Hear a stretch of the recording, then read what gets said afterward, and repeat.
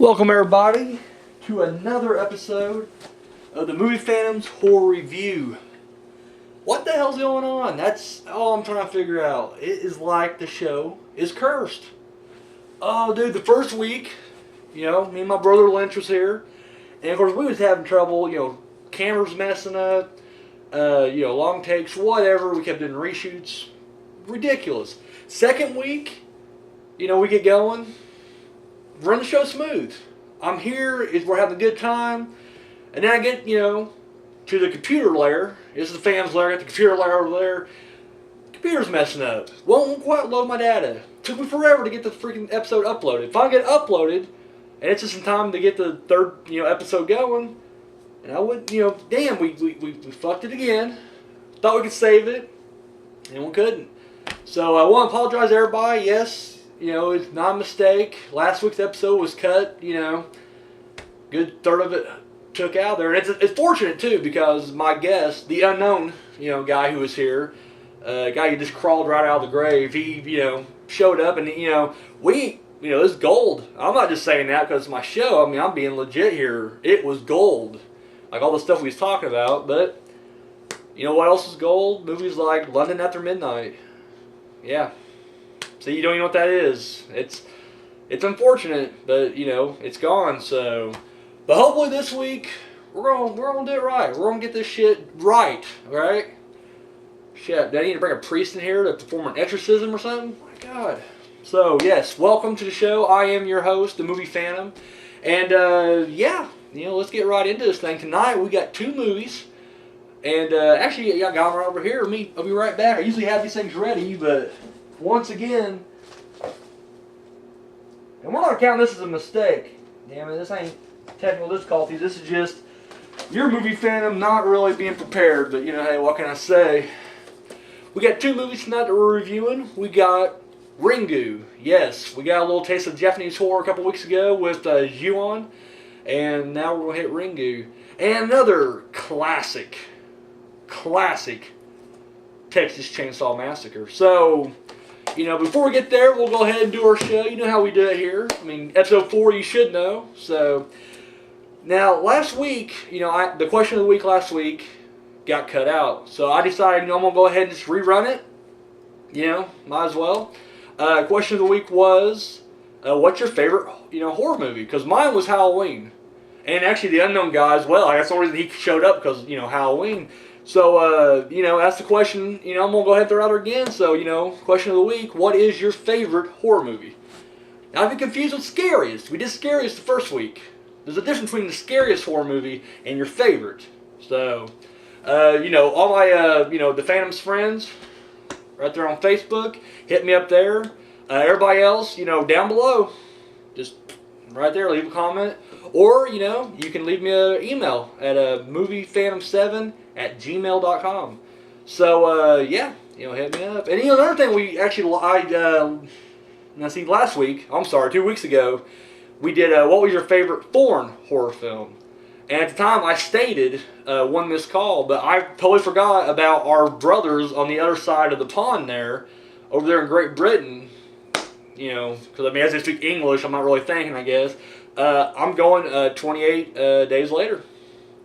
My favorite foreign horror film. That's just perfect, and we will review that, later on down the road. But just want to go ahead and throw it out there real quick. Go ahead and change that if you will. Get the record book out, scratch it, and write the new intro in there.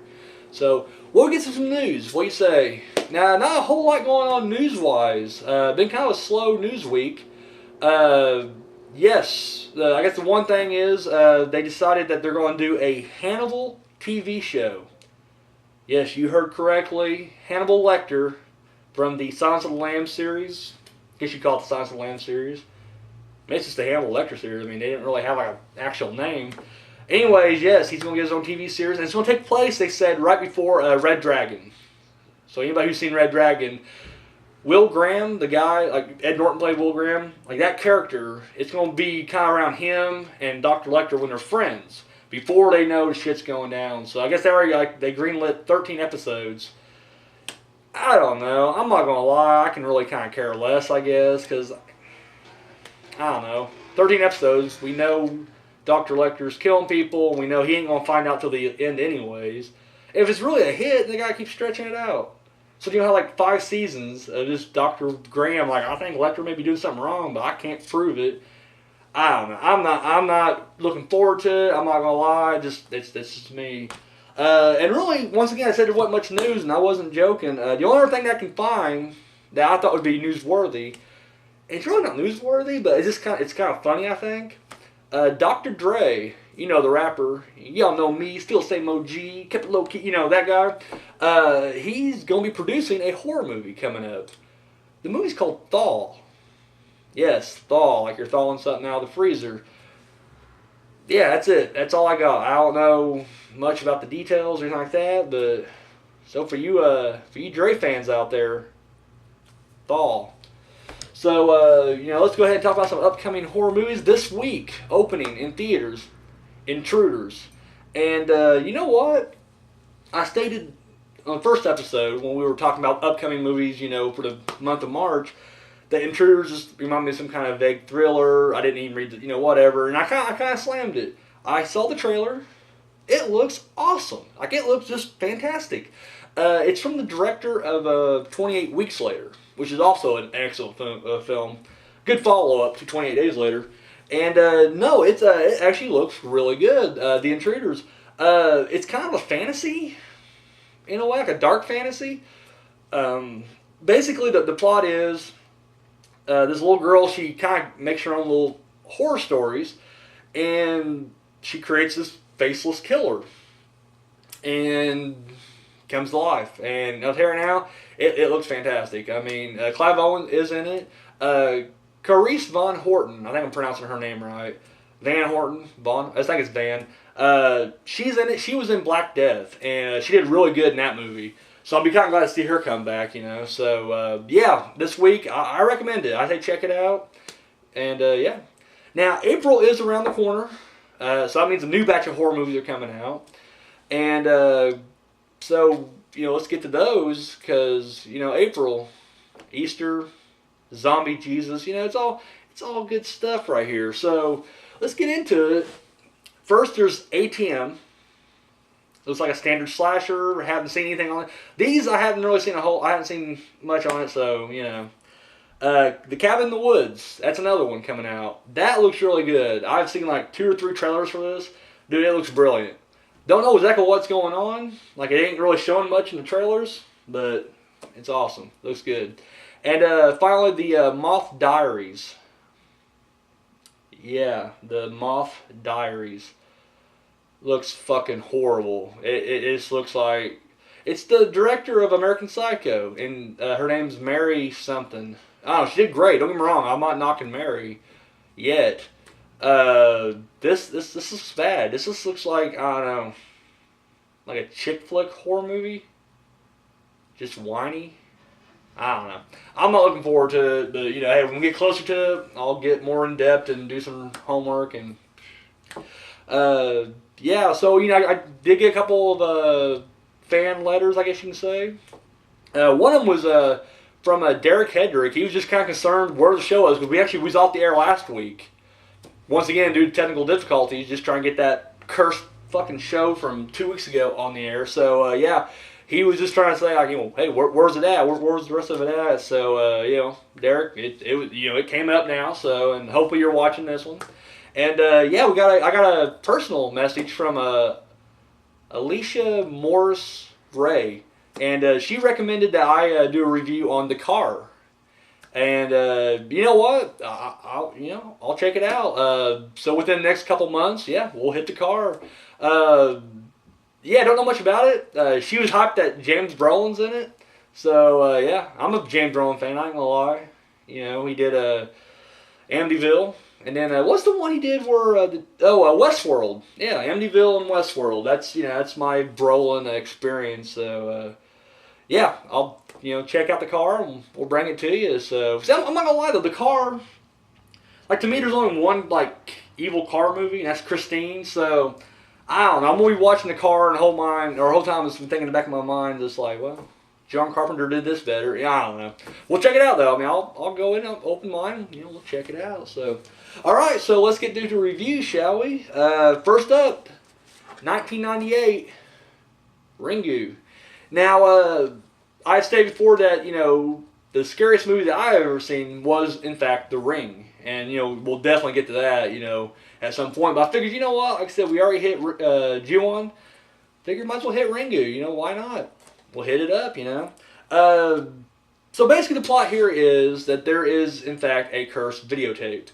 And, this reporter, her niece dies from watching the tape. And, of course, it's kind of an urban legend at this point, so then she goes to investigate it. Well, then, her son watches it, and now she's just trying to break the curse. More to protect him than herself, So that's the basic plot. We'll get into the review now. I liked it. I'm not going to lie, though. I'm partial to the remake. I think the remake is just much creepier, much scarier, has more atmosphere. The one thing about this was, it was just really, really low budget.